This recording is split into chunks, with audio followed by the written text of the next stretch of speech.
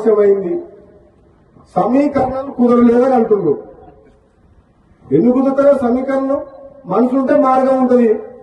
ఎవరు కుదరలేదు రాకుండా ఎందుకు కుదురుతారో సమీకరణలు? నీకు నీకు నన్ను పార్టీలో తీసుకున్నప్పుడు కదా మీ ఇద్దరు అర్థం ఉండాలి కదా, తెలుసుగా. మన పార్లమెంట్ ఎన్నికలప్పుడు రెండోసారి ప్రామిస్ చేసి మాటిచ్చినప్పుడు కదా మీ ఇద్దరు అర్థంలాయి అంటే అది ఎట్లుందంటే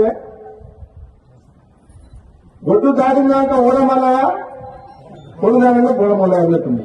ఇప్పుడు సమీకరణం కుదురుతలేమని మన బట్టి విక్రమార్క గారు అంటుంది.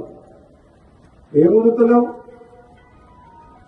9 మంది ఎమ్మెల్యేలు ఉన్న ఖమ్మం జిల్లాలో 3 మంత్రులు ఉన్నారు.